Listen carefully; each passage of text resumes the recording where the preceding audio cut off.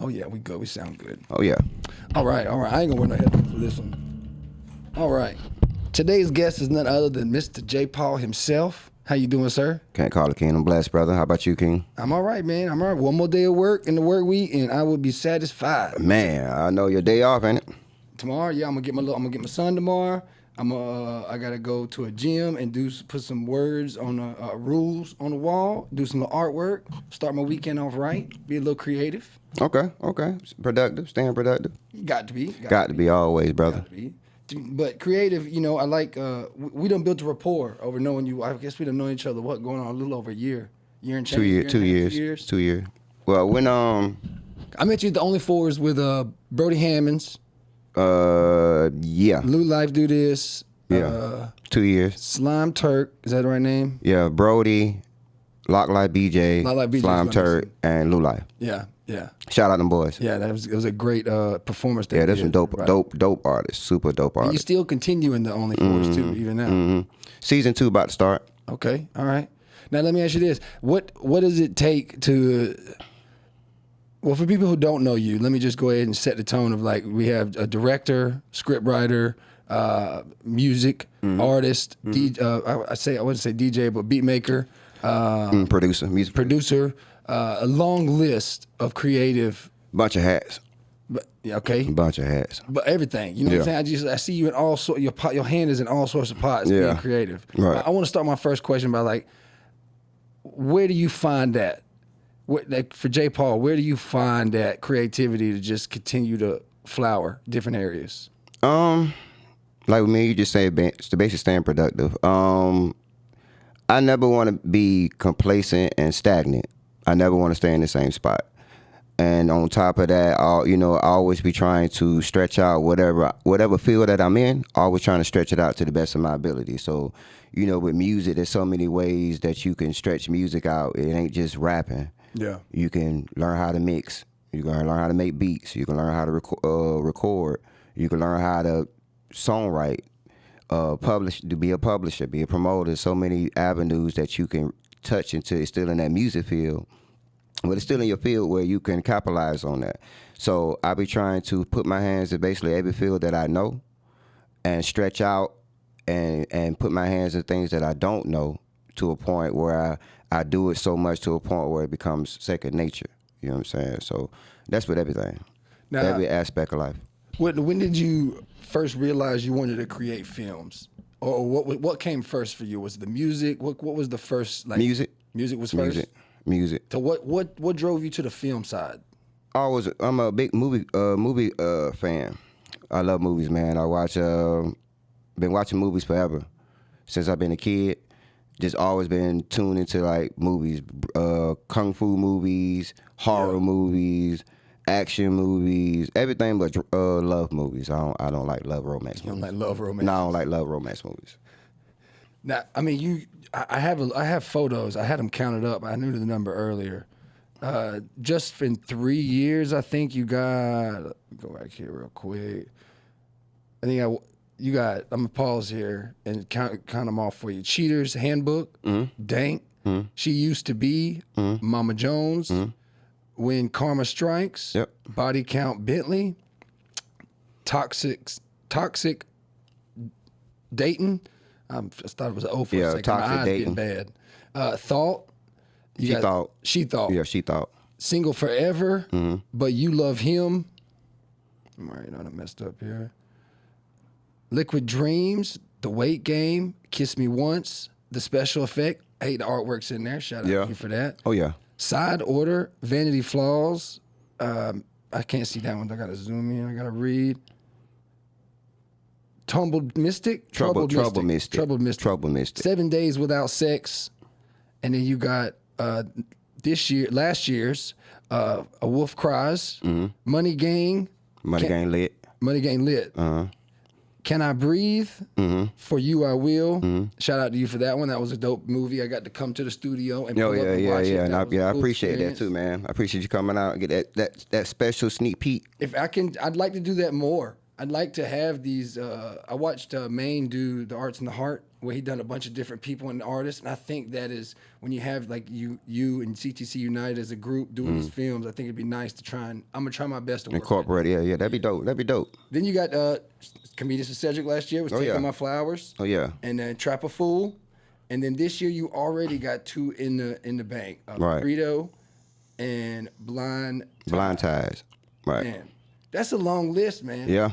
I wanted to read them off while you was here. I had it planned. I wanted to do that because I think that it is just the film side, and that's what I got to know you as. First, I know you through film first, then music. Right. And it's interesting how like you take music and tie it in so much into even the movies. Right. You're able to see how to put puzzle pieces together with what you're creating. Right.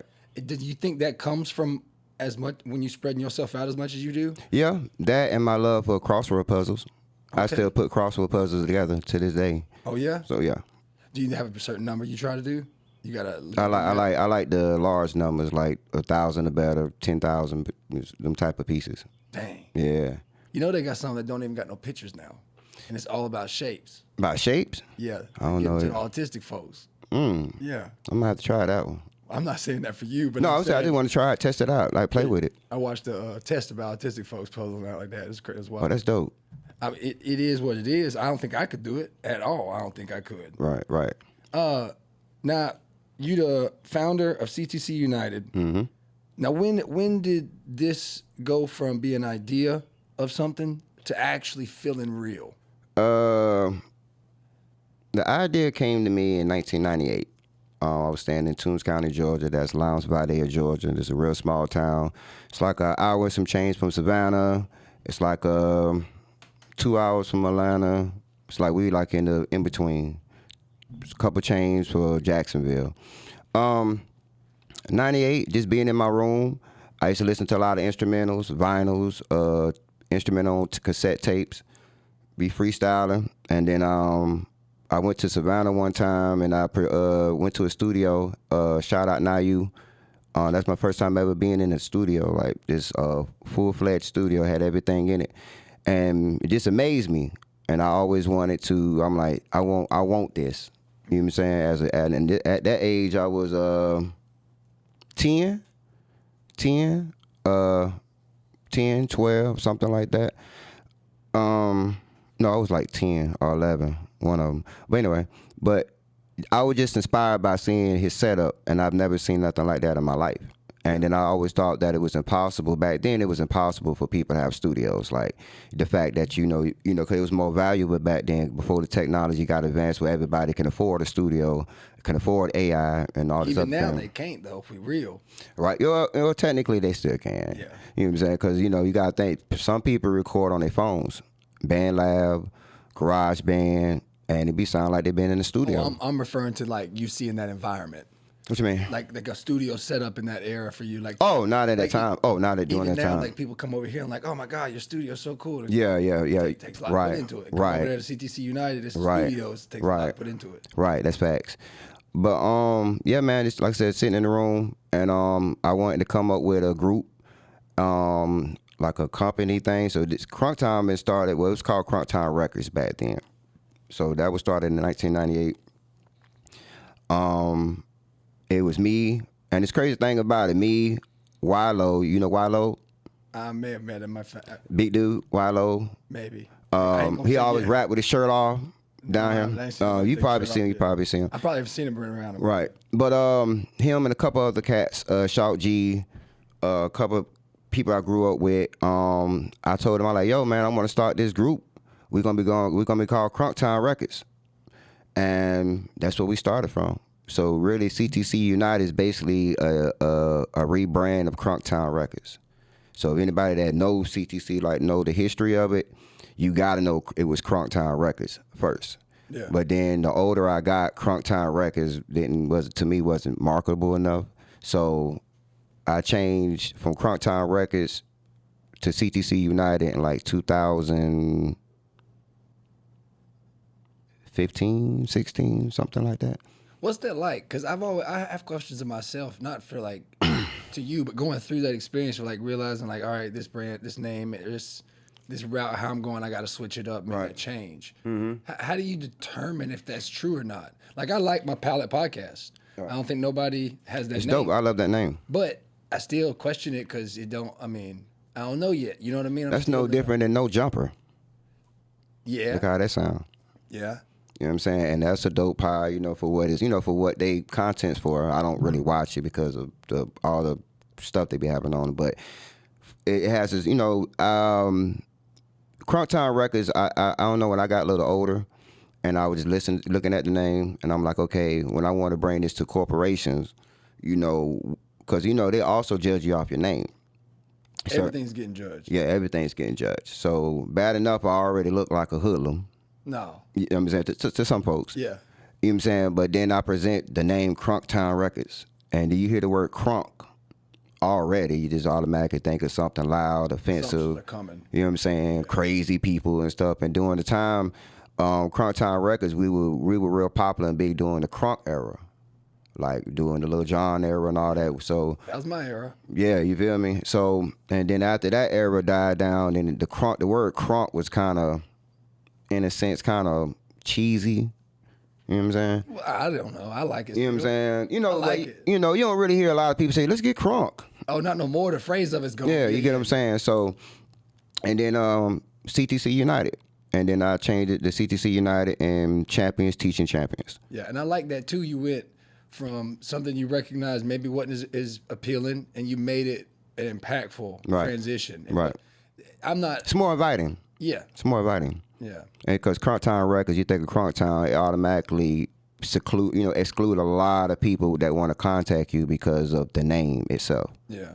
Because if I had a name called Kill 'em, Shoot 'em, Bang 'em Records, I don't think we're going to get a lot of people that want to sign up with us with the Kill 'em, Shoot 'em, Bang 'em Records. Yeah. And how is that navigating like your brand with the people who are tied to CTC United? How is it that influential part of it? What you mean, like working with other people? Yeah, like you don't know who you're gonna get. Right. You don't know like let me tie it back into film. You do auditions and you might have potential talent, Right. but it ain't coachable. Oh, You know yeah. what I'm saying? How do you that's what I look at like Right. you've transitioned to a more positive approach with the brand. I know you and I know how you are, so I'm curious in how you coach and teach, the champion, because some people don't receive it. Oh, man. Yeah, that's what you said was powerful there, brother. I guess I've been working with artists since I've been 8 years old. Like, I've been producing since I've been 12, like making beats for people since I've been 12. So going through, I think my years of experience with people, you get what I'm saying? I think my years of experience with people, I think is, you have to go through so many things with people to understand how to move forward. And when a situation comes that looks deja vu-ish, you know how to perceive and move a certain way, so that way it won't get worse or the situation won't become a bad one. So, of course, dealing with a lot of people, you're going to have that's just like American Idol. Everybody that signed up for American Idol can't sing. Yeah. But they hope that, well, maybe my personality, or maybe they see something in me that can, you know what I'm saying? Feelings tied in, they shouldn't, yeah. Right. But when it comes to movies and picking out people and stuff like that, some people work, some people don't. But then you have some people that is new to, and they trying to learn it. So it's like they paying attention to everything that you're saying. So the first 2-3 movies might not be good for them, but then later on you see them growing. You see them get better. You see them that want to really, really learn. So the ones that I see that really trying to take the extra effort, maybe take some acting classes, maybe invest into their look, hair, whatever, those are the ones that we really try to work with more than the ones that just want to show up and just nonchalant, don't really want to put no effort into the acting, don't want to put no effort into promotion, don't want to put no effort in just being seen in the movie. Yeah. So we're trying to exclude those. So I imagine coaching, you have to figure out if they can tackle the task first before you can put them in the game. Mm-hmm. What are the factors of figuring out auditions? Like, how do you I don't want to judge it off of necessarily a script. Uh-huh. Like, how does that go of judging? Okay, we can work with you, but you might do you just upfront like it might not be a big role, but I like you for this. Yeah, we tell them up front. We tell them like, yo, right now I don't see you for this role, but I can see you doing this extra role. I can see you doing this supporting role. You got to be honest with them, man. I feel like being in this type of, well, being this in general, you got to be honest with people. If you could do something for them, or if you feel like something looks good for them, you know, just got to be real and be honest. Because these days now, even though it's a content-filled world, it still got to be quality content to a point where people want to go back and watch the stuff. Yeah. You know what I'm saying? So And building too. You and wanna building, continue to get right, and get better. Platforms. High Right. pay. Yeah. Right. Now, you guys create a lot of different ideas. Right. Again, we already touched on how like your hands are in a lot of different pots when it comes to being creative. I do want to ask this question: of all the movies I named off, which one is by far your favorite that you feel like your work? It can be. I'm specifically saying you. I don't want to know about nobody else's contribution. Like, Right. what are you most proud of putting in the work on? It's crazy because CY asked me the same thing. Shout out CY. Yeah, shout out to him, man. I say what I said to him. The last one we just did, blind ties. The reason I say blind ties is my favorite one because it's showing the growth. It's showing that all the headaches, all the times where we felt like stuff ain't gonna come through. We felt like our movies might not hit a certain peak number that we supposed to be aiming for. Because, you know, these distributors, like, if you don't reach a certain number, like, they're not taking your movies no more. Like, that, like they can drop you. I want to talk about that. What do you mean by that? So when it comes with numbers, so like with the distribution game, so basically when it comes to the movie distribution world, you have different people, the ways to get paid when it comes to being in the film. Yeah. So when you get into film, for one, these days now, it's best to get a distributor. That's just number one. That's no different than an artist getting a DistroKid or whatever. But with these distributors, you have some people that pay up front, where they basically a buyout. You got some people where, you know, you shoot something and you basically sell them the rights to your film. So, and they probably, you know, buy the mechanical rights from your film for like 7 years, 5, 7 years, 10 years, whatever the contract you agree on. That's the buyout way. Then you have the percentage game where, you know, some have the 80-20 split, some do 60-40, some do 70-30. It depends on what distributor you with and what movies they take, because all distributors don't take certain genres of movies. Right. So they have a required. cause you know, cause they basically they only do that. They only do that because of the history of. They have people that be in there and they look at numbers all day, just numbers, and they examine which genre movies sell more than other genres on their platform. So that's the number one thing too. You know, before you go with distributor, make sure that they specialize in these type of genres.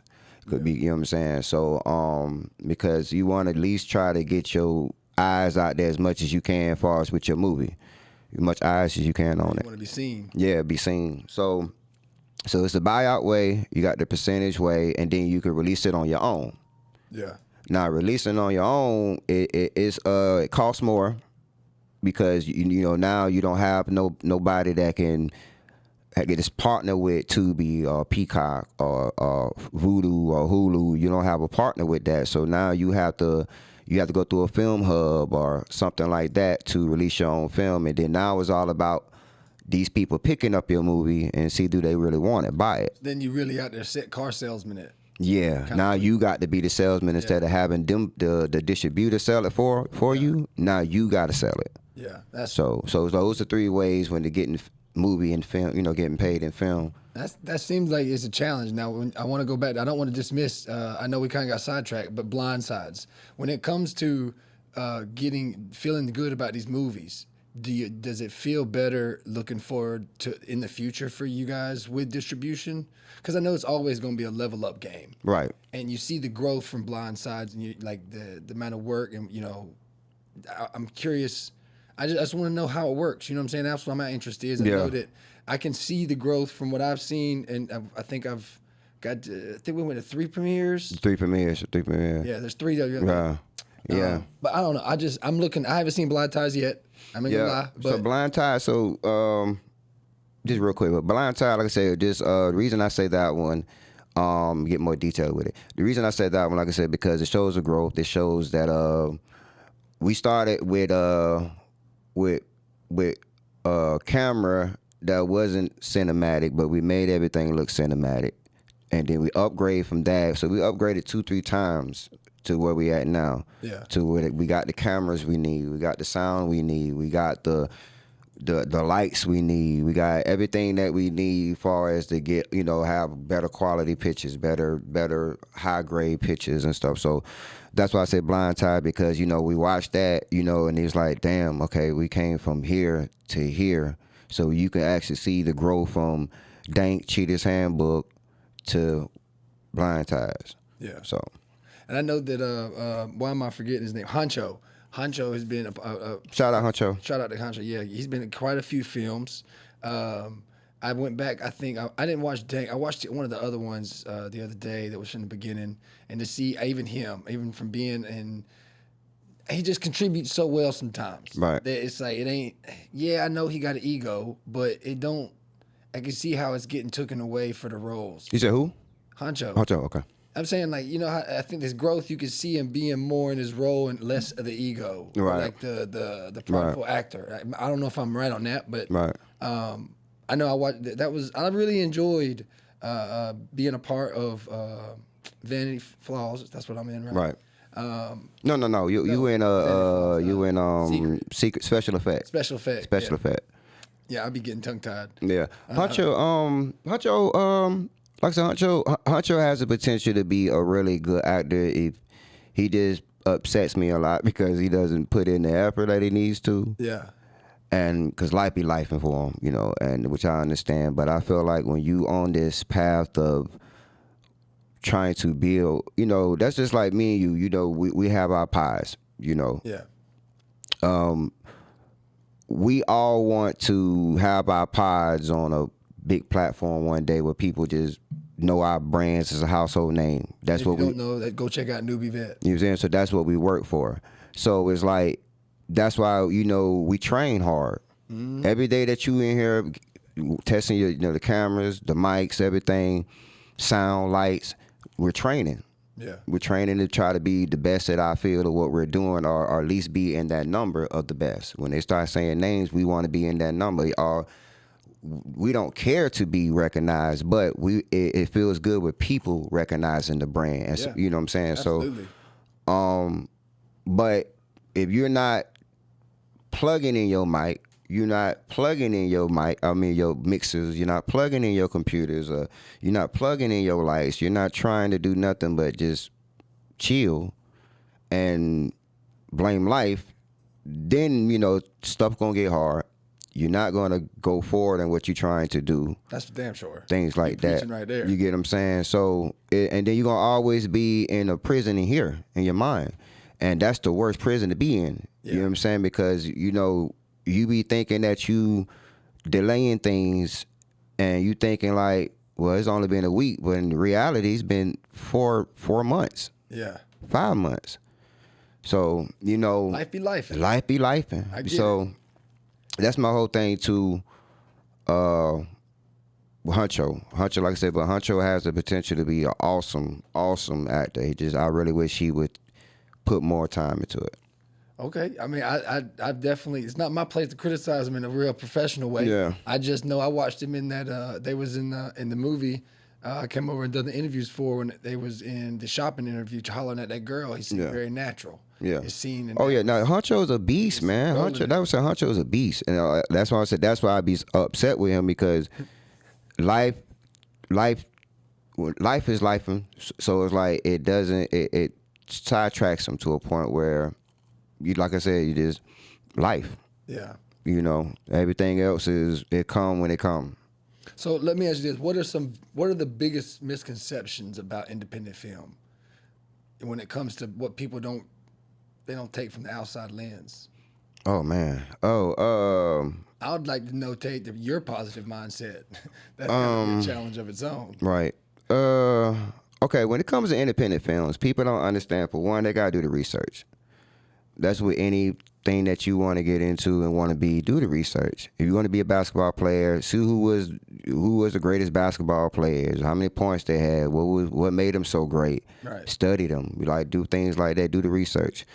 I think a lot of actors that are directors and writers or everybody that's trying to get into the film writing world, they think it's easy, for one. It's not easy. There's a lot of times where you got to be mentally strong and prepared for that, because you're dealing with a lot of people. For one, you're dealing with people's dreams.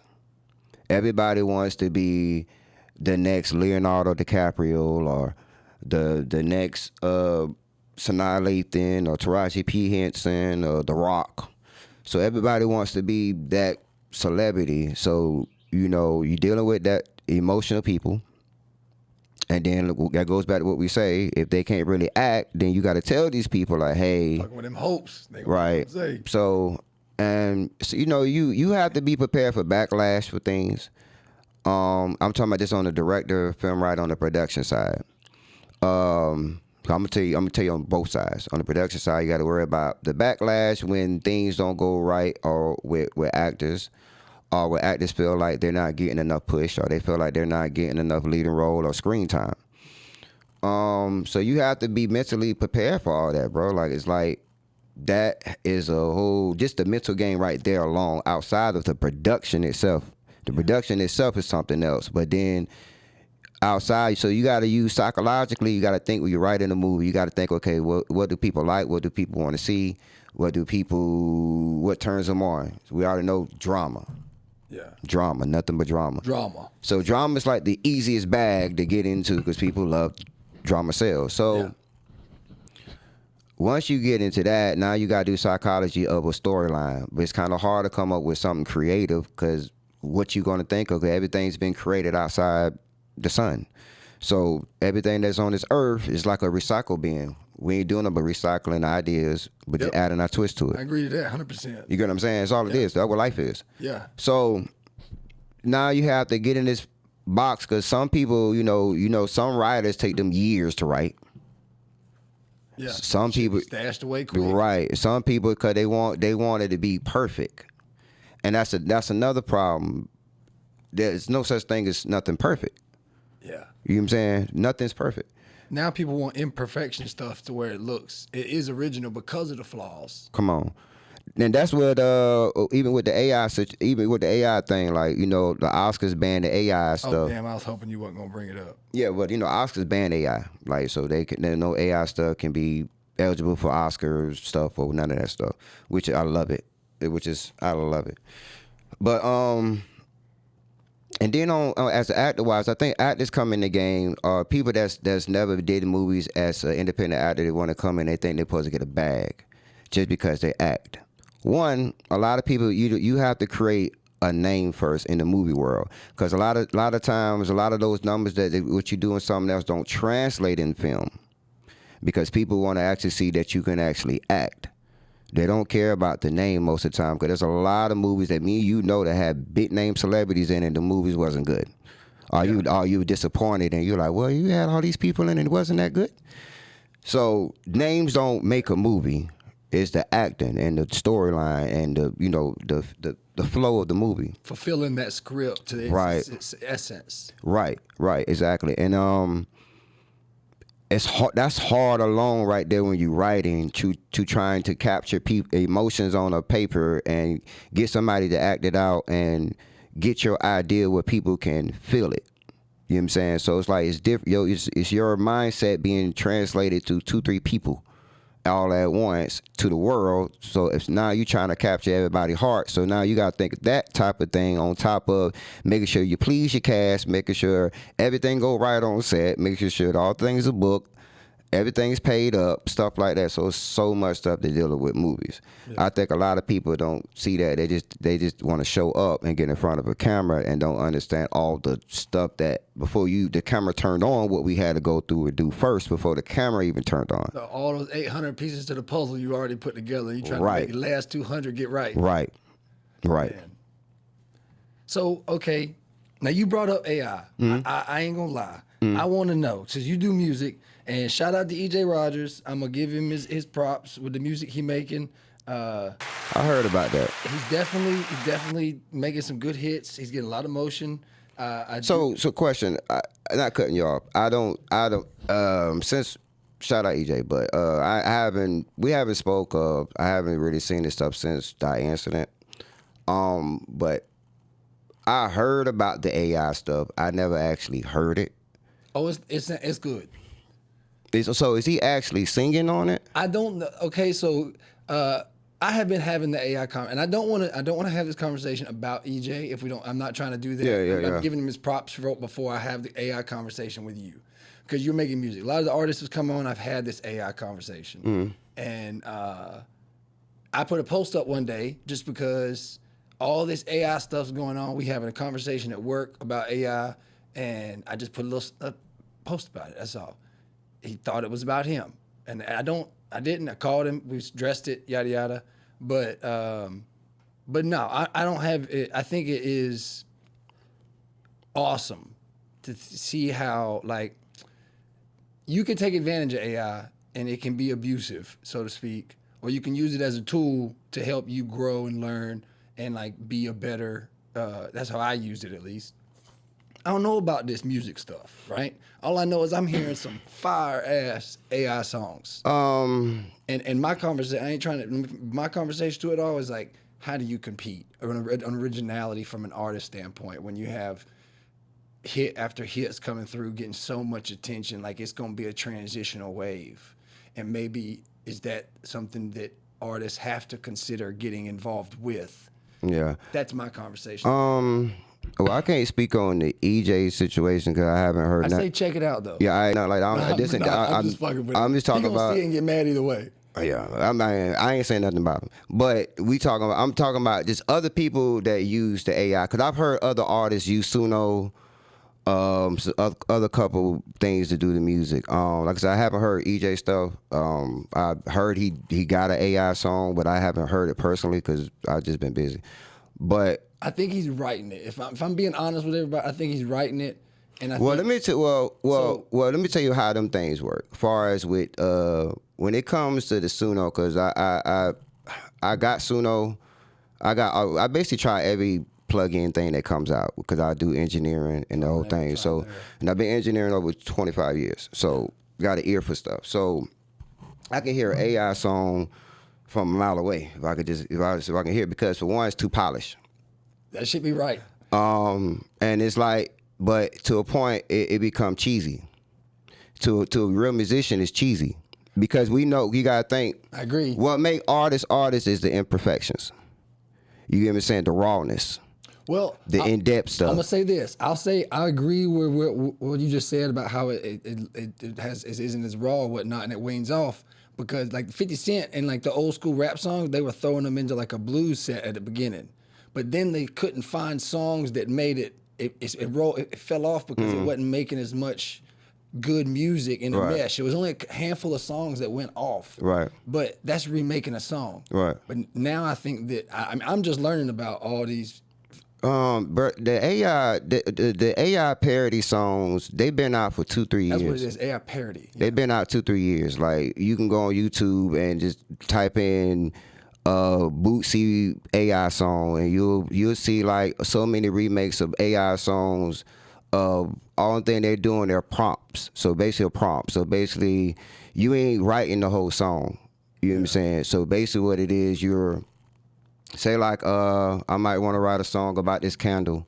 I'll be like, write this song about a candle, make it sweet, make it nice, give me a good bass line, this, that, R&B style. Or then you can add samples in it, make it sound like this, certain things like that. So it's a cheat code.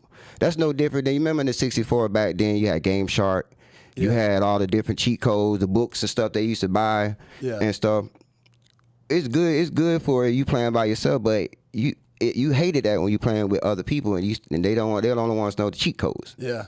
You're saying? So I look at it like when it comes to the music, bro, I mean, it's a couple artists that I heard that had AI songs, you know, more power to them. Do I respect it? No. From a musician standpoint, no, because not only it takes the creativity away, two, it's not your production.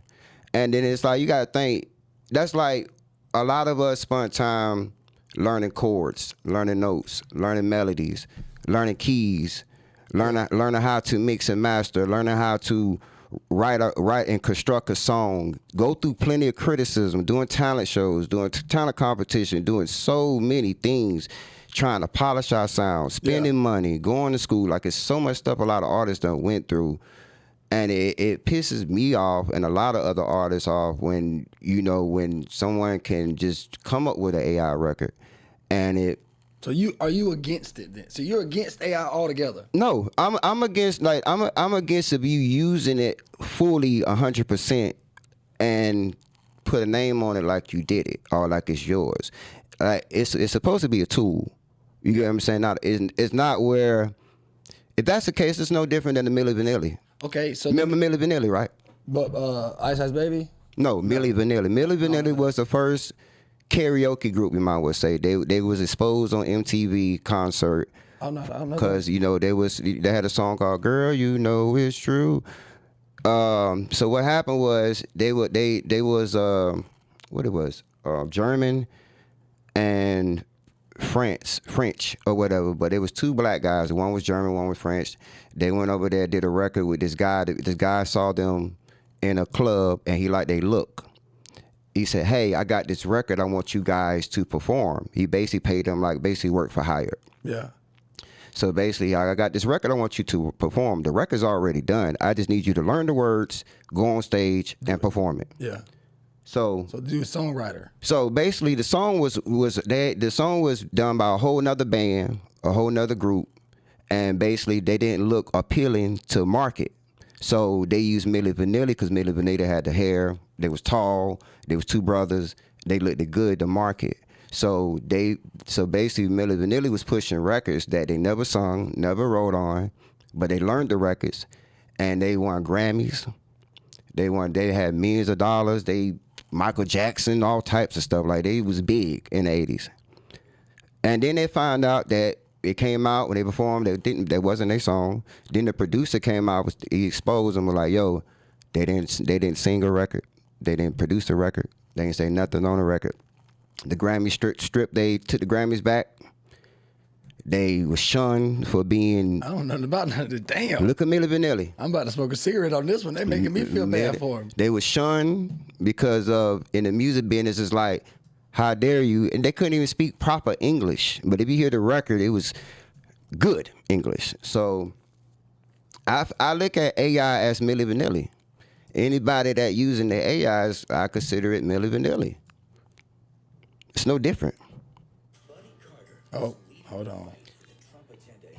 Well, my thing is,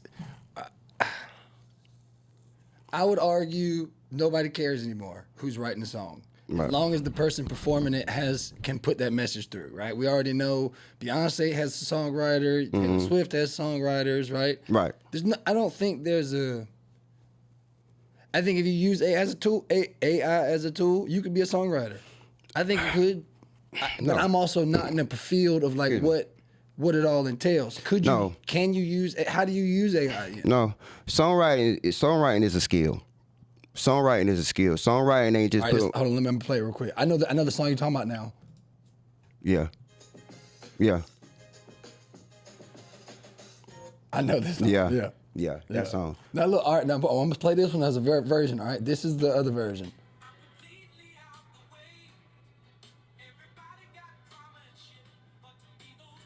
Yeah, yeah. I heard a bunch of AI songs before. But this to come out in 2026, as like a revamp from the oldies. It's an original song. Same thing like what EJ is doing. I don't know if it's the same way he create. I don't know what's going on, how they're made. It's not original.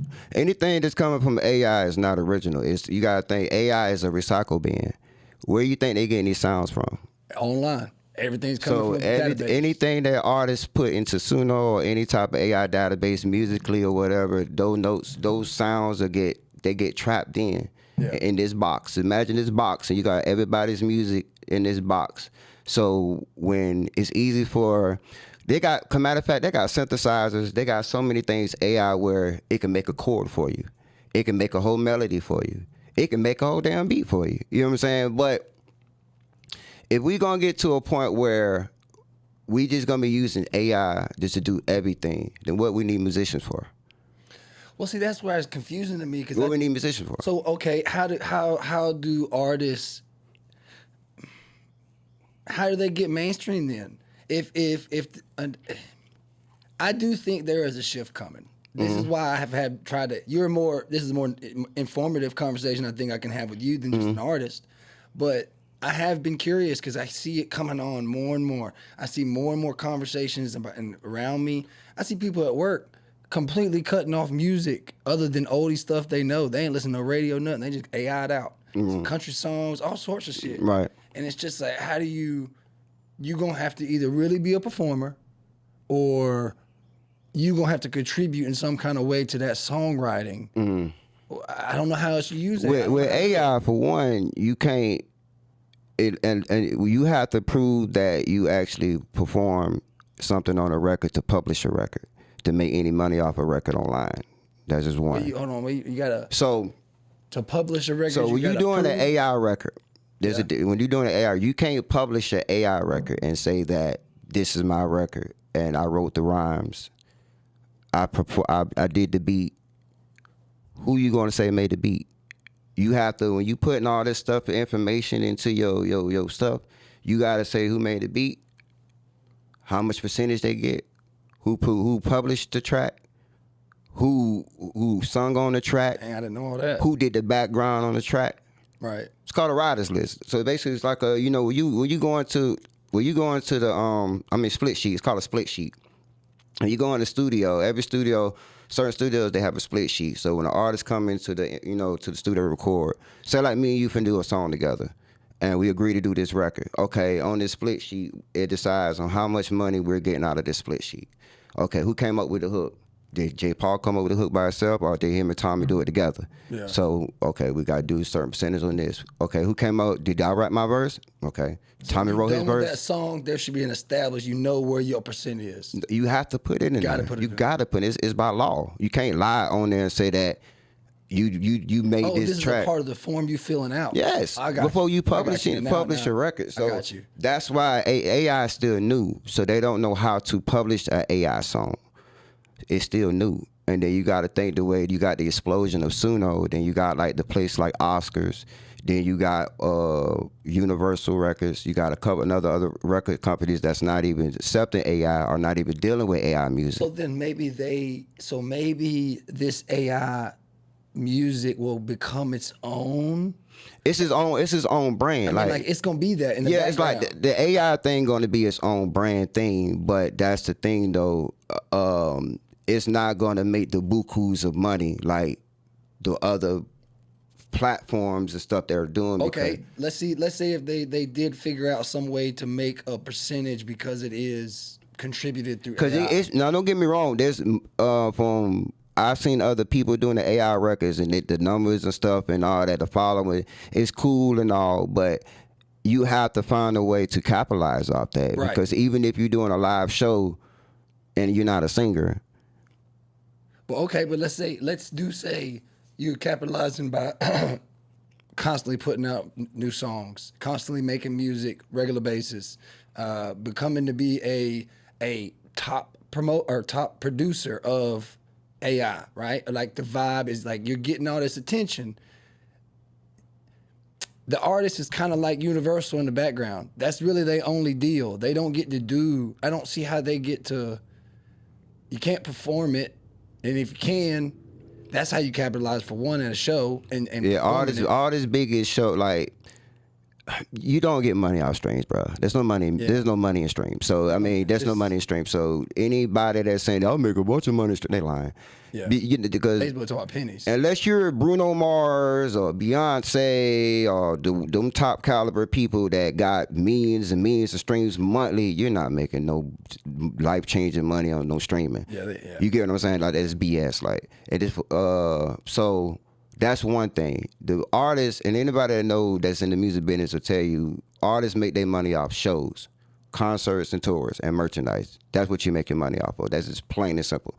So say like for somebody that's singing R&B, you're not going to get booked on a lot of shows if everybody know your song is AI and you can't really sing. A lot of people are not going to pay you top dollar for somebody that can't really perform naturally. Right. A lot of people don't want to hear a song. It's not karaoke. You get what I'm saying? If that's the case, then everybody can do a record, an AI record, and just start doing shows, and now it's karaoke. Because you killing talent. It's no talent no more to a point where it's just a performer again. It's just a performer again. That's what I'm saying. They a songwriter. They got, even if they make a way for people to create songs and make money off it by being the creator of the songs, if you can't do justice for the song, you still got to be a songwriter. You got to have some type of talent though, bro. Yeah. Like you can't just type in some stuff and take claim for something like you just. Bro, it's levels to this music stuff. Like I do the artist side and the production side. I know how much money and how much time and how much stuff and knowledge and all that stuff it takes to produce high top quality stuff. Yeah. And sometimes it don't even take all that, but to a point where it's polished, to a point where your background is doing all this, like everything is on cue, the sound, the hitting right. So many layers. It's so many layers of that. And then it's like, for one, you got to be a cold brother. Cold brother. That means that you hit that stage, you got to be able to perform that live with a band. And they got to sound just as good. That's great capitalism, too. Being able to pull it from AI to man, that sounds awesome. That's it. But you got to have talent, though. You got to be at least a good singer. Yeah. You can't go up there and can't sing worth a lick, but then you got a song where you sound like Smokey Robinson. Yeah. Like you can't, no. So, all right, now I'm going to switch the topic a little bit. And how do you turn down artists that think they the shit? And they, like, when I say this, shout out to Gizmo and doing Like the Stage at Jamming Moments for the time I did host. I'm not trying to bash artists, but some artists have the confidence of their lives at stake on their song. And I love it for them. I love it. I have no foot in this field, and I know your shit is trash, bro. And don't get me wrong, you have energy and like this aura about your confidence. That's about it. How do you turn down or like be on? Are you just? I mean, I know some DJs or the engineers, mixer. Some just take the money. How do you guide artists? When it comes to that, bro, I try to be honest with an artist, but I be more in a respectful way with it. You know what I'm saying? Because you got to think artists are sensitive about this. That's full. You know what I'm saying? Artists are very sensitive. And, that's with anything. That's with anything that you put your time and, your life and your money and stuff into. Now, of course, there'll be a lot of artists, music don't be up to par. And there be a lot of people in music that feel like they stuff up to par, don't be up to par. I don't know, just I try to just be honest with them, let them know like, hey man, I feel like you probably need a better production on this, or you need another beat, or you need to change this sound up, or this and this. And I'm a producer too, so it's like, and songwriter, so it's like I have a different mindset when it comes to artists. Like I don't see them as soon as I hear the music, oh my God, that's garbage. Now, don't get me wrong, there's a lot of garbage out there. But I think I think the music that they're playing, they're not taking serious, I consider that garbage. Because I feel like there's no heart into it. You just playing, you just going for quick hoping that, It's gonna pass off and be like you just do some stupid stuff like, I went into the store, I licked ice cream and drank a soda, then I farted. Some shit I'd say, yeah. Like, and they go viral. Like, that's garbage. I consider that garbage. But but we living in a world right now where it's not garbage, it's content. Yeah. You know what I'm saying? So, yeah, I feel like I wanted to talk shit to some of these artists, man. I wanted to when I hosted. It's not my field, and it's like some of these dudes. I'm not gonna name no names like that because I don't want to be so harsh. But yeah, like I'm glad you ain't come back when I was like, and when they did, it's like, okay, well, we got to get you out the way. And it's like I feel bad that I don't feel like some artists have that in their corner. And here's the other thing too. Like I said, I know DJs or producers, whatever I'm supposed to say there in that right realm of to have an artist and they're mixing and they're doing that stuff with them. They try to give guidance and the artists don't want to hear it. Or like, oh, we need to change up these lyrics right here. It's not flowing, or like whatever criticism they get. I've heard stories. It's just you can't give artists criticism no more these days without them getting offended. That's another reason I don't really, if you ask for my opinion on an artist, like if an artist come to me and ask for my opinion, I'm getting my my honest opinion. But I ain't finna. I'm not the type of person where I just come out and be like, oh, your shit is trash. Yeah. And I see a lot of people do that down here, which I don't be liking that on the strength of, because it's like, that's like when, I know you remember when Soulja Boy first came out. Yeah, I remember the dance, yeah. Everybody called him trash. Everybody like, man, this is garbage. This is trash. Really? Yes. I don't remember that. Yes. They were saying he was destroying hip hop. Oh, shit. Yeah, Ice-T. It's a lot of old rappers, a lot of rappers was saying that. L Cool J, a lot of people. Because that's a big shift right there from Ice-T, LL Cool J to Soulja Boy. Soulja Boy. So right. Right.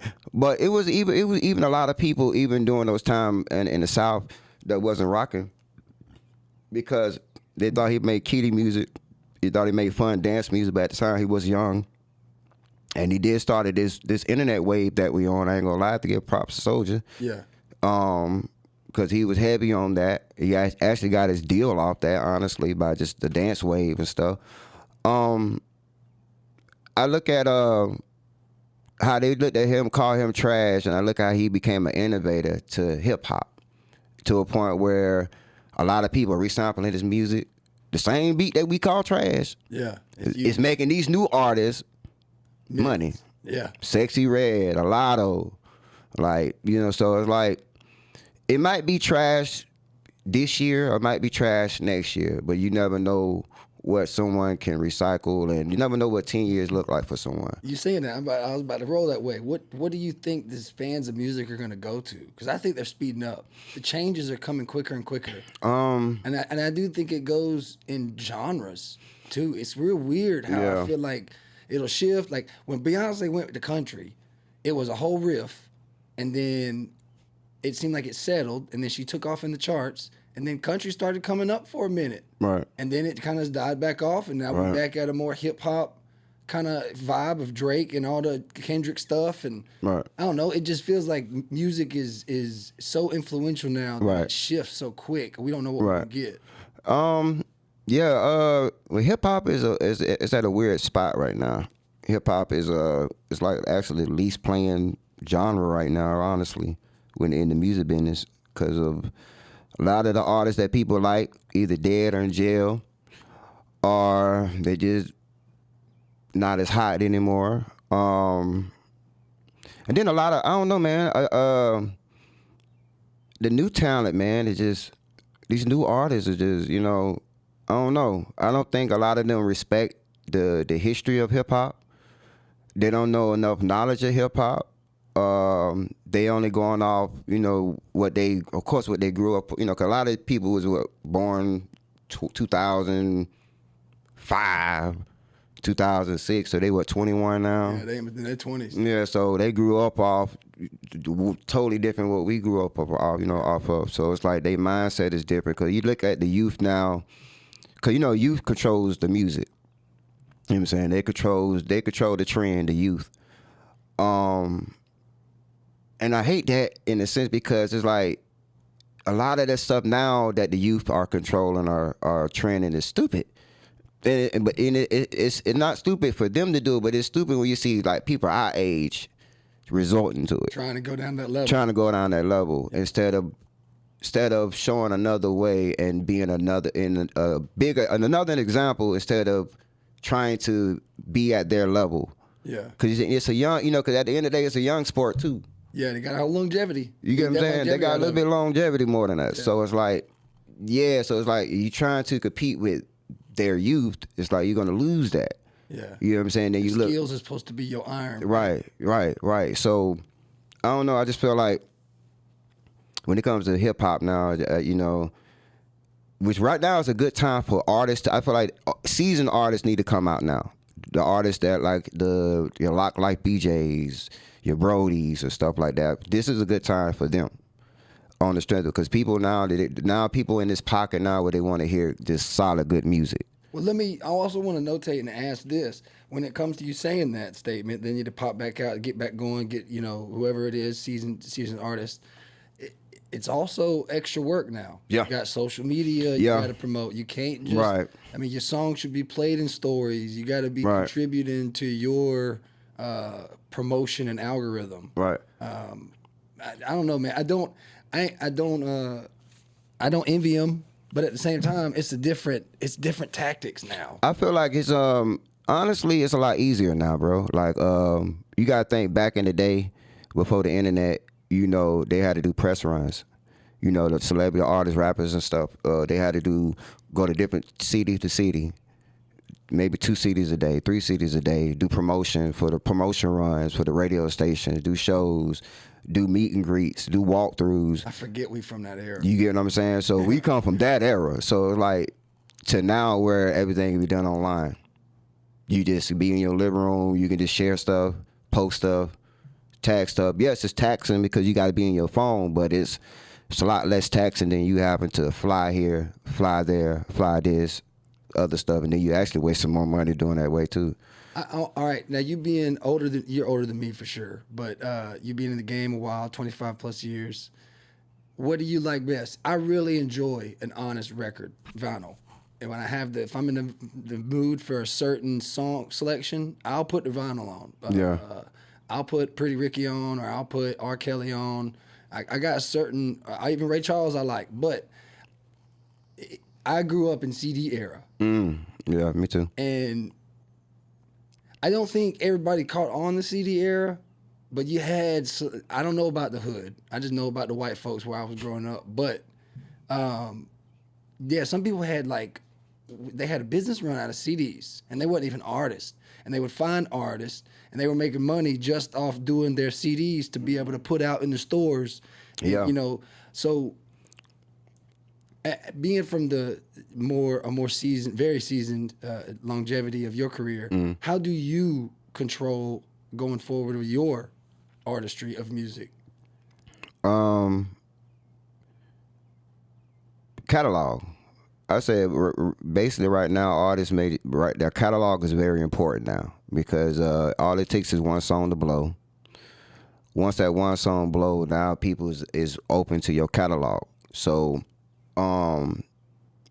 have a catalog ready. Make sure it's accessible where everybody can get to it, whether it's streaming sites or whether you got it on Bandcamp, you selling on Bandcamp, or you got merchandise where, like I said, the vinyls are back, the cassette tapes are back, and the CDs are back.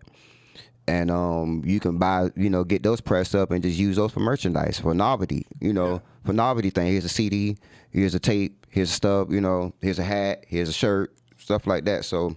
And shout out to Juanito. I'm getting your vinyl too, man. I'm just waiting on payday. Yeah, so, so I feel like the artists that's plugged in are really tuned. Artists that's really tuned in are the ones that understand the value of these retro items and how valuable they are in this present time. Yeah. Because everything, like I said, everything's a recycle bin. Yep. You know what I'm saying? So you even got Apple and all them, they finna come out with their own Walkman. Again? The Walkman for the tapes. Yeah, again? Apple. Man. So it's like, yeah, man. So like, everybody's trying to get into this game. Oh my goodness. They got technology we don't know about. Come on, man. They got to have. Come on. We going back to it. We're going back to it. It's more advanced though, but we're going back to it. I ain't gonna lie. I enjoyed that on the school bus, taking the cassettes. Come on, man. That's where I started at. We had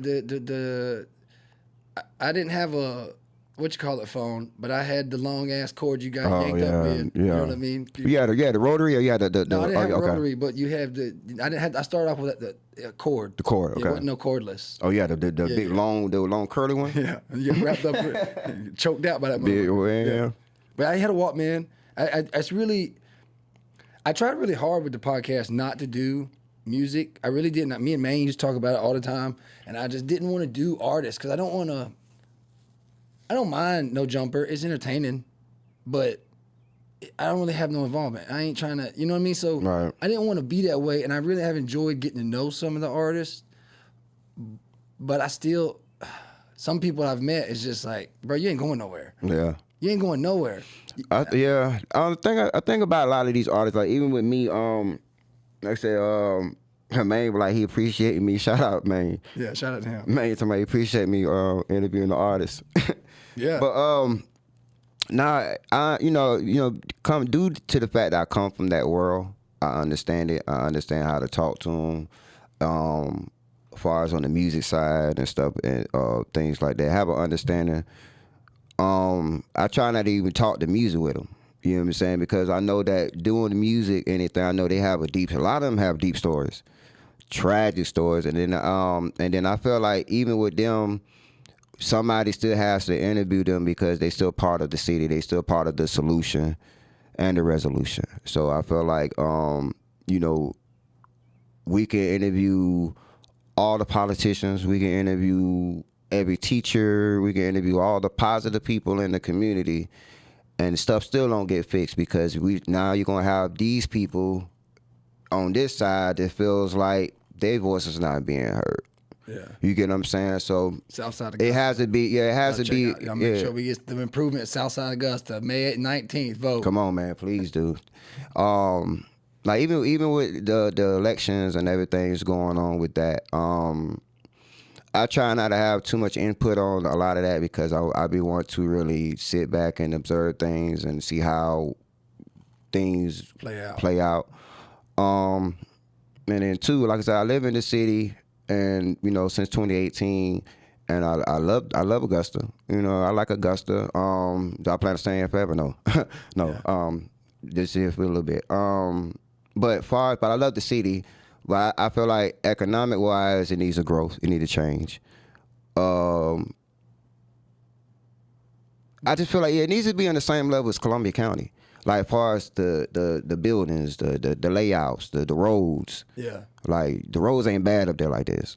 Yeah. So we stay downtown. Come on, man. We stay in Columbia County. The roads are not like we come back to Richmond. We like, oh God. Yeah. Don't go right across over here by Wendy's on Gordon Highway.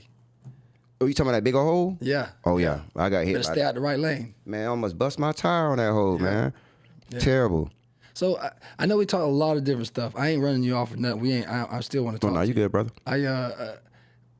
Where do you? I mean, to me, I just see you being productive with whatever kind of creative stuff you got going on. You know what I mean? So to me, I don't really angle you as just like one lane: producer, mixer, artist, filmmaker. It's all, to me, it's just J. Paul, right? I know there's got to be more. And what else are you gonna start trying to like dive into next? I talked to Maine, and I talked to CY and one of my other partners. I got a basketball platform that we about to start. I'm gonna have Maine calling the games. We supposed to be starting that soon. We already filmed like 35 episodes of the first season last year, but I didn't release none of them because I wanted to basically like do like a test run of everything, get how I want to do the platform, and basically get all the bugs out, so that way once we start filming these new episodes, we already have a shitload of content from the first season, but they're gonna see the new season and see the changes from season 1 to season 2. But I want to at least go and have all those done because I'm not like them, but the new ideas I have for this one, I want to change some stuff up. So season 2 we're gonna come out with that one. But that one is going to be a game changer, that basketball platform, because I'm incorporating that with the music. With music, will artists be able to get their music played within per game? Probably I'm gonna have tournament. I'm gonna have a tournament and a championship, like a season. Like I'm gonna start like it's like basically gonna be like a whole little league type thing. yeah. So like a little league, and how I got it, bro.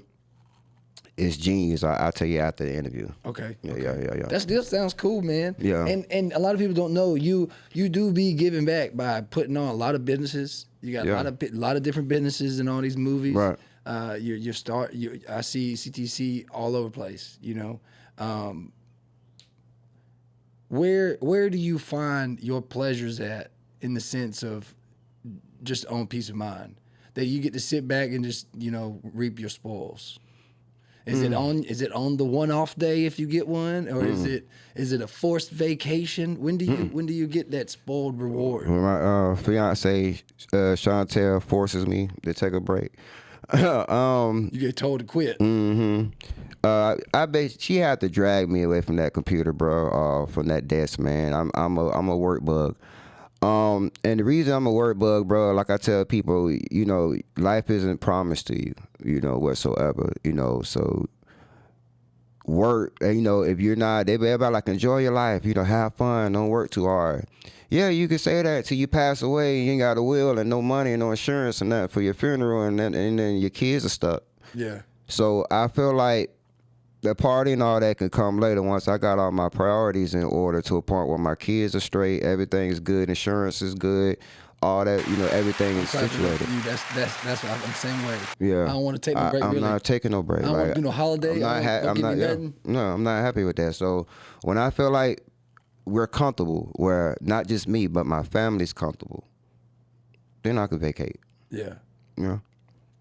All right, let me. I want to roll back to the content. I want to ask you a question because I know you do a ton, and technically you could probably have somebody on standby doing edits for all the movies, for small reels and clips. And I started off. Well, no, let me be clear when I say this. I started off doing the podcast holding 1 to 3 episodes, and I would be 5 episodes ahead, right? And this has came to be something I probably could make money off of, and I technically am a business. But after having the conversation with the tax lady, shout out to Just Taxes. Shout out, Miss Elaine. I'm talking Miss Elaine. It's a hobby. Shout out Lane. It is a hobby, and I have to acknowledge it. But at the same time, I enjoy this, and it's not. Yeah, that part sucks. The editing, the creative, what you do, how you hold something, if you let it go or not. Is it like you holding the first season and however you're gonna roll it out. The behind the scenes stuff is stressful, but these types of things, it might be a hobby, but it is something that is fruitful, enjoyable. I'm always learning something. Right. There's got to be, the more you invest in yourself, you're gonna find some return. It might not be what you want. Right. So let me get to my question here because I'm rambling. When do you know to hold something and release it versus, and I say that referring to the season 1, season 2, and then at the same time, do you ever consider rolling back to your catalog of music to review and renew? Yeah.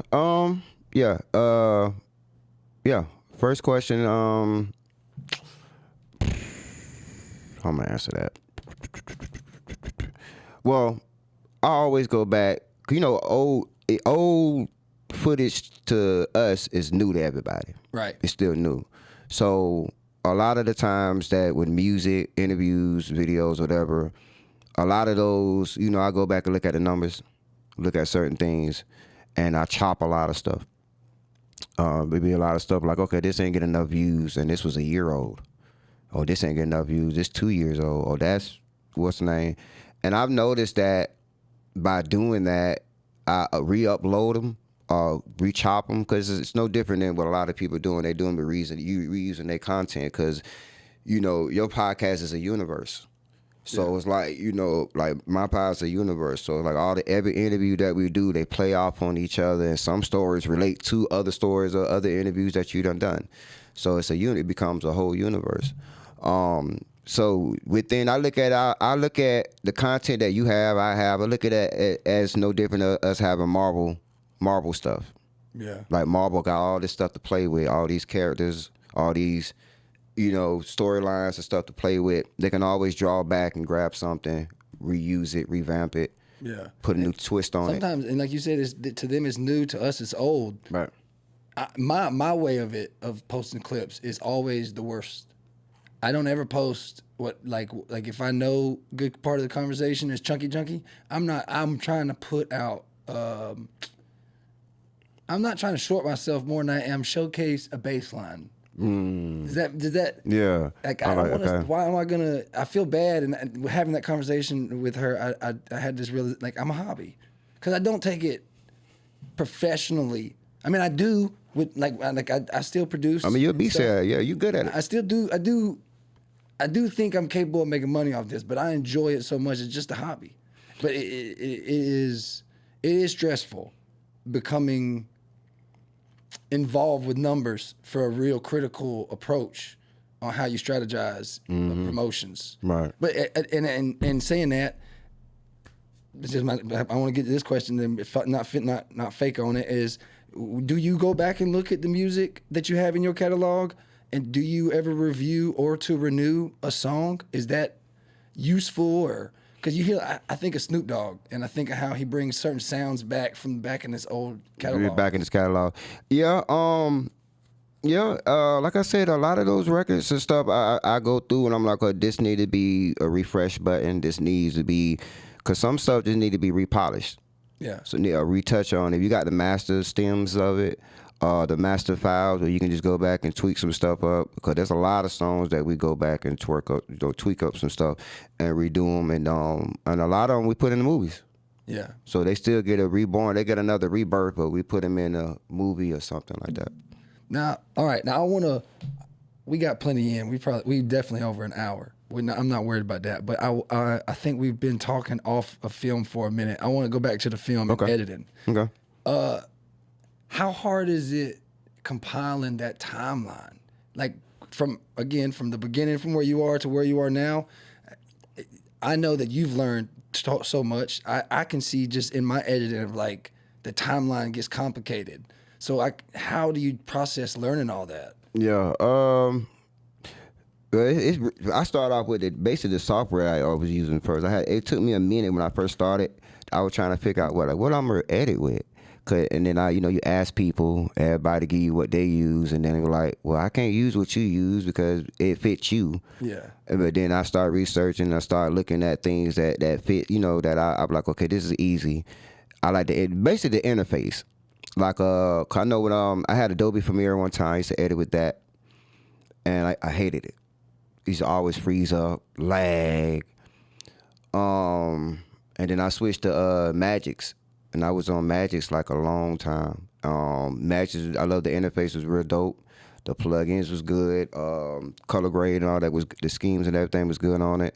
And I used to use that with After Effects for my edits and stuff like that. And then what you use to edit? I use Final Cut Pro. Final Cut Pro, yeah, but Final Cut Pro. At the same time, if I'm honest, which everybody knows, I don't clip mine up myself. Oh, you don't? I use AI. I pay for AI because for one, I'm not. It's a tool. It's a tool. It's a tool. I don't like the show to like. It gives me the AI I have is like it grades them, so I never put top 10 clips out. Okay. I always try to get from like 15 on. Right, but you see how But it does all the work for me though. Right. I'm paying for the work. Right, but that's what I'm talking about. That's dope because that's what the AI tool's for. It's for if you can't afford to have a whole team to help you. The AI is there to help, to assist. AIs to figure out. They're called plugins, which I know after almost a year and three, I would say almost 2 years, it finally figured out all this stuff's plugins, not just one thing. I've been looking for one thing, but I found out certain transitions. I spent a lot of money on transitions and effects already. Just playing. Just man, I probably got. Well, I got. You see the storage. You got. I probably got 15. I probably got. I don't know, 10 terabytes, maybe close to. I see you got a bunch of them. I don't know. All I know is that I got so much saved from different ways I've done episodes and edited to where I just it can't be just one app you're using. No, I use multiple. It's multiple different apps. Yeah. I'm starting to do that now with like. Cause you doing everything on one app. So okay, I'll break mine down for you real quick. So Okay. what I do is I go on. I bought Final Cut Pro. You can use LumaFusion is what I started with. It's just a downgraded version. Okay. No matter how I chop and save whatever I do to an episode, it becomes still out in like tons of gigabytes. So then I have to go and I have to take that into. Right now I use just iMovie. I Okay. think it is on the Mac. Okay. And then I process it down to even a lower grade. Whatever it does, it makes it smaller, and then I'm able to upload on a quick scale. If I don't do that, I don't ever. It takes me 4 hours to upload to YouTube. Yeah. It's retarded. Yeah. So like that's my process of getting things from editing and out into the public. But I still have to do these two processes to do the AI, and all this stuff is just one. I could finish an episode. The editing, like this episode, I can finish probably tomorrow or Saturday morning. I'll finish it just because I got a lot going on. But if I didn't have to go to movies, I'd finish it in like two hours at most. But the other stuff takes me days. Sitting there and choosing and like waiting on stuff and like Right. scheduling posts out and all that stuff, that shit Yeah. takes me forever. Yeah. It takes some time. Yeah. Yeah. But I'm still thinking in my head, like I got audio, video, a banner, text.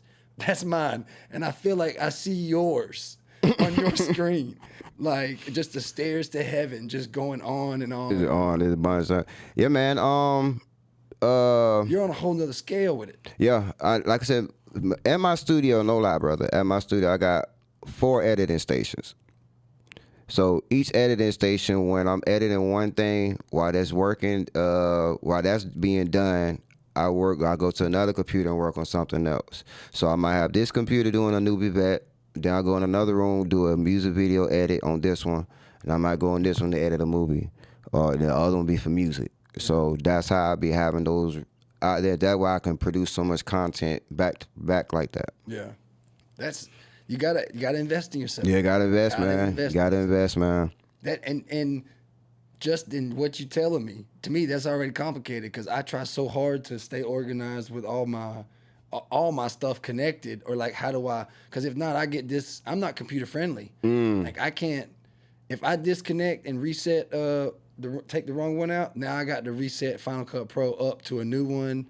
I don't know how to do all that. Oh I just man, leave shit. yeah. Oh leave yeah, shit alone. yeah. Leave it alone, right? Leave that shit alone.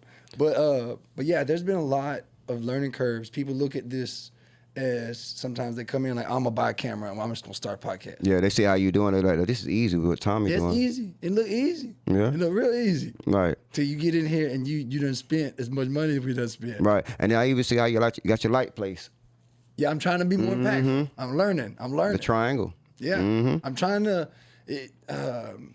Man, there's some episodes I feel bad for. I don't give a fuck. They were good episodes, and I put them out. And like some of the comedian buddies of mine, one of them, Matt, is orange, just because I'm learning. You You know? know? White balance. That motherfucker was that way. He was an Oompa Loompa the whole Oh episode. Lord, It was the bad. orange mound. It just learn as you go. Yeah. But if you ain't willing to put in the time to invest in what you gonna learn or what the goal is for you, it ain't gonna surpass nothing. Yeah, that what they say. You know, the key thing with filming anything is try to get is the best quality you can while filming. Yeah. Cause post production is only good to fix, but it ain't good to fix everything Can't fix everything. in post. Yeah. So- I went and took pictures at Icons for Live Laughs for Sir Cedric. Connie was there. Shout out to Connie. How the light was in there? When that night, Yeah, was it darker? They had a light look. Yeah. but I'm yeah. I don't remember if it was one where I was trying with the flash or what. All I know is that they didn't turn out well. I don't know how to edit photos like that. I'm using the little AI part of it. These motherfuckers, people started hitting me up like, yo, that's not, you gotta take that down. I was like, why? It's like the skin tone is not right, man. It's done, we could tell that it ain't no editing. And then I saw Connie's and I was like, oh yeah, I ain't no photographer. Oh, yeah. I mean, I can do it for Sir Cedric on stage. I'll do it for him, but Yeah. I get uncomfortable at the end when I'm trying to do it all right. I'm slow to it. You see Connie over there. Connie did all snappy. Come Shout out Snap She by be Connie. going. That's my girl, Keep it man. going, though. But I think that you got to know where. I watched the interview with RZA on one of Flagrant, and he said you got to know when to be a general and when to be a soldier, and sometimes you just got to play a role. Sometimes you just got to sit back and do what you're supposed to do, and that's gonna benefit you more. Facts. And I think for me, I'm grateful I don't have a big ego to be seen. I mean, yeah, I'm on a podcast and I like to put my face in it. Right. But I'm also building relationships, and I'm also I'm having impact on. I'm getting to sit back and be a soldier. I don't have to be the general. I'm learning from people that are willing to show me shit. Right. And I'm still growing. That's what the big thing is, and people ain't gonna want to do that once they get this set up. Right. Once they get that, especially if you got popularity, it's all gonna be about hype and ego. Oh man. And that's where now you changing your dream. If Right. you really wanted to do a podcast, Right. because it's just as natural as you can make it is what it needs to be in my mind. Right. But not everybody can do that. Yeah, and a lot of people they like you said, they look at other people the way they operate theirs and try to make it their own with a twist. Doesn't work like that. Like I said, your pod is like, we're artists as podcasters. We're artists. Yeah. So how this room look, your setup look, when somebody see this, they're like, oh, I know where he at. Yeah. Yeah. And still, I'm not satisfied. If I'm honest with you, I done changed up. I know a lot of people have got some comments about which to go to, but I ain't about what nobody think. It's about what I like. This is my setup, my studio, Right. And this is where I'm making my imprint off the imagery you see and from the podcast. Right. If you don't like what I'm talking about, you ain't got Right. to, but you gonna know this is the Pallet Podcast. Right.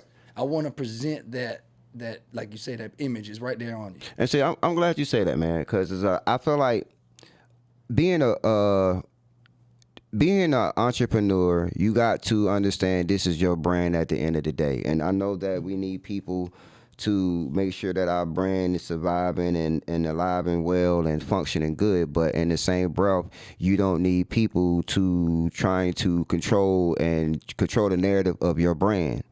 Like, 'cause I've been seeing a lot of people, artists, a lot of other entrepreneurs, I see that they go off whatever the people want them to do. Yeah. You know what I'm saying? Whether it's a bad idea or not, or the people wanted me to do it. And I don't mean it's a good idea.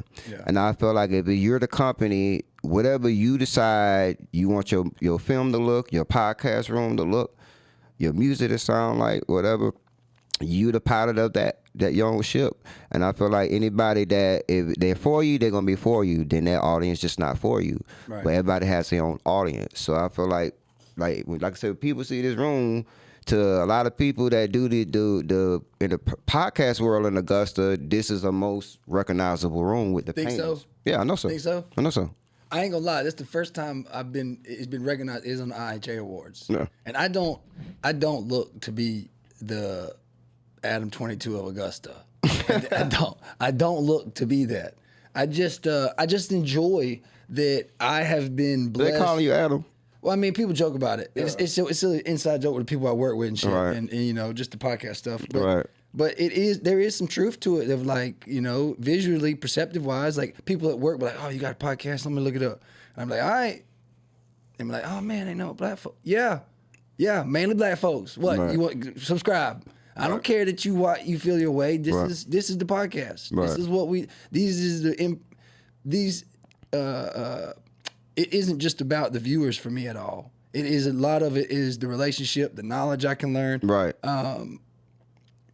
I am a growing enterprise is how I look at myself, but I also know that I'm flawed in so many ways of knowledge. Talking with taxes, talking just content-based stuff, talking jokes with Cedric, talking business with Bobby Bands. I'm able to be honest with my questions. And I had Butterflies, another foundation that was on, Butterflies R Us. I get to talk parenting and anything. I try to put my own personal shit into figuring it out. That's like having you on there. I'm so grateful to have you on because I get to dive into how much you touch Augusta and how you are the person to talk to about the AI stuff. Right. And we do not see the background noise that producers and editors and all that goes behind these productions. You Right. see those stressors. Man. So to me, this is a fruitful conversation that I hope they're supposed to touch people. Yeah. They're supposed to give something to somebody. Right. And I think they do. So Right. to me, that's what's important. That's Yeah. why I call it Palette Podcast, because it ain't about if the person is sitting there is white, black, whatever. Right. It is about what the conversation is. Right. And I enjoy being able to be myself. That's what I feel makes me most unique on the Right. podcast. Right. But I do hear a lot of feedback about the look. Right. But I don't think the look matters. Right. I just think that's just who I am. In my mind, this ain't about being the prettiest more than it is. J. Paul, that's my mind on the wall. That's all my confusion, distortion. Right. I'm just trying to find placement and how I'm supposed to get it all across. That's pretty much what it is. Which is dope. Dope. Hey, It's your creative art.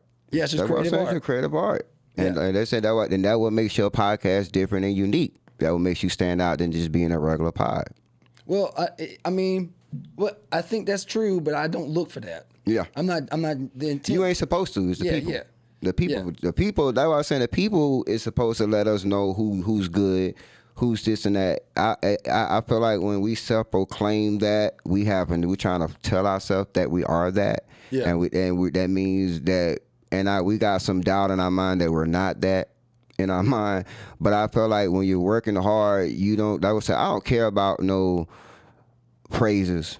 Or none of that. I don't really care because I don't do it for the praises. And then I be in the background mostly than I used to be in the forefront. I be in the background more. But my whole thing, bro, is constantly working, staying out the way, being creative, staying productive, and try to control the narrative as much as you can with your brand. Yeah. You know what I'm saying? Be the trendsetter of your brand, not be a trending topic of somebody else's. Yeah. Yeah. I don't. It's tough. It's tough out here. But if I were to, I'm gonna give you I like your setup because you're in the studio and it shows with the artist. I like how it just puts them in that atmosphere, gives them a little more comfortability. It seems like, and they already know the place, so Yeah. it's a little more comfortable of a feel. But I ain't gonna lie, I've always liked Mains. I've always liked More Than Masters. I Yeah. know it's a business, and I enjoy going over there. And it doesn't. I say this behind the scenes when I'm there hanging out with him on something or involved. It's just the business. Yeah. But when I see it on camera, it's like It looks good. it's like a It looks good. unnecessary studio. Right. And it's always a different angle. Yeah. I think that's the most. He's very. I like intentional. I like how he's being creative with the space he has, and it's that like even with CY, like all of them, like bro, like they use the spaces that they have and try to make them their own. Yeah. Cause you gotta think, a lot of us that do this stuff we just need space. Yeah. The bigger the space we have, the more creative we can be. Well, speaking of that, I'd like to do something with you. Okay. I'm my goal, especially if this separation is official for real. My goal is to make use of my house, and I'm gonna do lives on the back porch and do a cookout and like pay somebody to cook for us, and pretty much probably have like.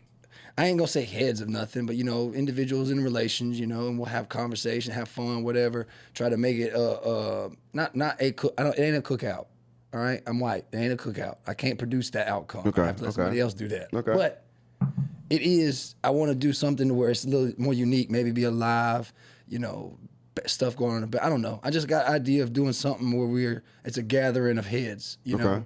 Different minds, different ideas. I don't know. I know. Me and CY was talking, and we talked to Maine too about it.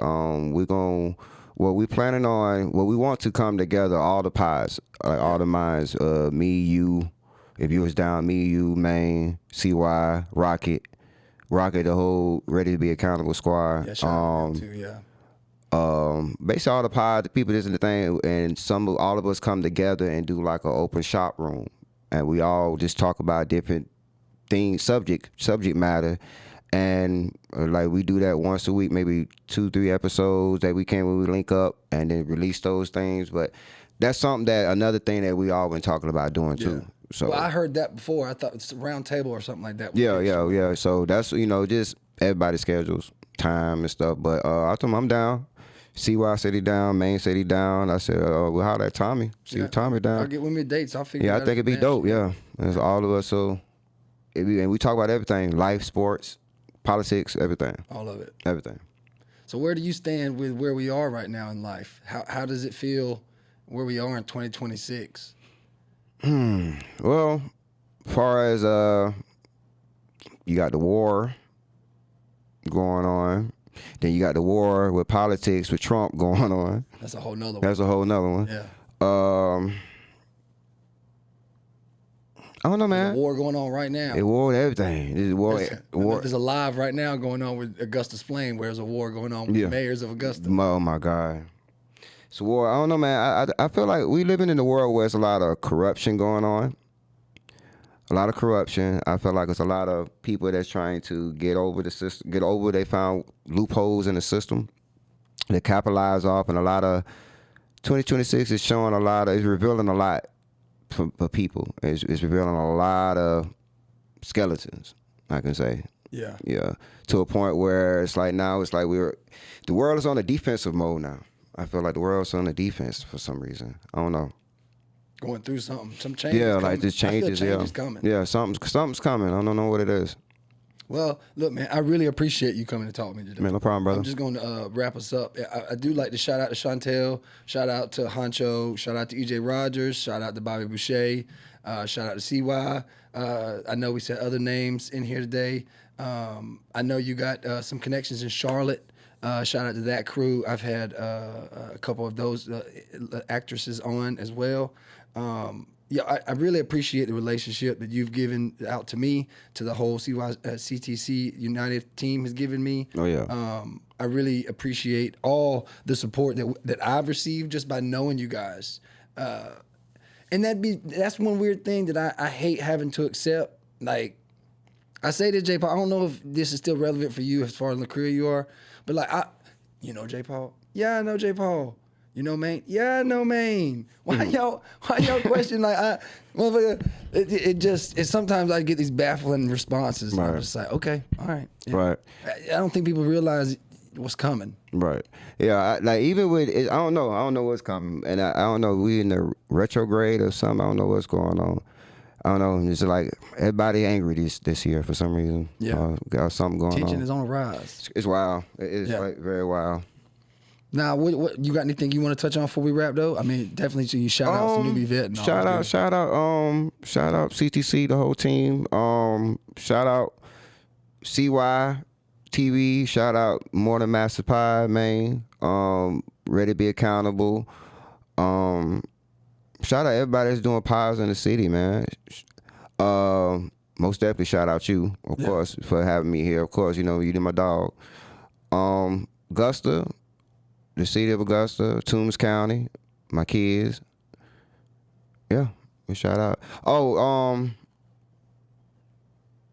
Shout out EJ again, like I said, because we wasn't talking. The AI thing wasn't towards him. It's gonna be perceived that way. Either way, I haven't heard his music. I'm gonna clip that. We're gonna have that on standby. We already know it's gonna come. It's gonna come, brother. But I hope this is the thing though. When and I'm gonna say this because that's the end, and I don't think he's gonna watch this far. And if you do, thank you for watching, EJ. Yeah. But when I made that post, I called him. And, I don't like that whole behind the scenes. If I know you got it, like you're concerned about something, let's talk about it. Right. And I was like, yo, do you watch the podcast? Have you seen the conversation with me and the artist about AI? Nah, I ain't gonna lie. I ain't gonna watch the podcast. Well, I ain't got nothing to say to you and prove nothing then. Yeah. You ain't got no foot to stand on. You just feeling some type of way about it. Yeah. So I kind of, to me, I done my part by trying to not make it a thing. You know what I mean? And I ain't gonna, and it ain't a thing to me. It is what it is, you know? Right. But it is a topic that I enjoy. It's a main topic. It's a huge topic, especially when it comes to music, because like I said, it's affect a lot of people's livelihood, and there's a lot of people make a career off this that seriously do this for real. And that's why I'm grateful to have that. You get what I'm saying? For real. That's like, just imagine we had a Michael Jackson and Prince doing AI. We wouldn't have it. We wouldn't have no greatness. Nothing. It would be flat. It'd be flat by the time it got there. Exactly. Some things need to be original. Some talent need to be shown. If you're talented, it need to be shown. Whether you're a singer, you need to be. If you can sing. If you're a songwriter, you need to be in songwriting competitions. You need to be songwriting for the majors and stuff. But I feel like if that attention is being put in AI, is deflected in the wrong thing. Yeah. All right, now Blind Ties is the most recent film. Go check it out. It's available on Tubi. All the films are available on Tubi, named off, right? Yeah, all those are. What's the next film coming out next? And do you feel like it's got the same vibes as Blind Ties? Well, Trapper Food's out now. Trapper Food's good. Trapper Food, it came out like last week, so that's out. That's the newest one. That's the Trapper newest Food. one. Trapper Food. Blind Ties coming out next. That's what it is. Blind Ties coming out next. The one we're working on, we start filming tomorrow. It's called Bad Shuffle. Bad Shuffle. Bad Shuffle. That's that's gonna be a dope little film that we're doing. So it's a thriller suspense. Put you in the mind of Saw without the gore, without all the crazy goreness about it, in a sense. Yeah. Okay. All right. Yeah. They get like puzzling stuff. Now, when I know what we touched base on, like the distributors, like having that list of what kind of categories they want to do films in. I don't think people realize that you navigate in that space and still try to finagle other areas in. There's a lot of little subliminal comedies in the movies. It is interesting how you put it together. I don't know. How do you want to do other genres other than these? Like how do you get I really love horrors. Like I love horror. I love horror movies. I love horror, kung fu movies, action movies, stuff like that.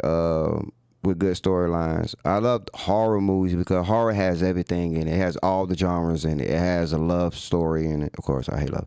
But it has the love stories in it. It has the drama in it. It has the thriller in it. It has the suspense in it. It has the comedy in it. Yeah. So it has all those functions in it. So that's why horrors will always have been my favorite ones growing up. Comedy movies in the industry don't make money. No, it's not a big thing unless you big up. Yeah, so and even them still be and cheesy. even them be cheesy. They be hit or miss. Yeah, so that's why you don't see a lot of people do a lot of comedy movies like there was back in the day.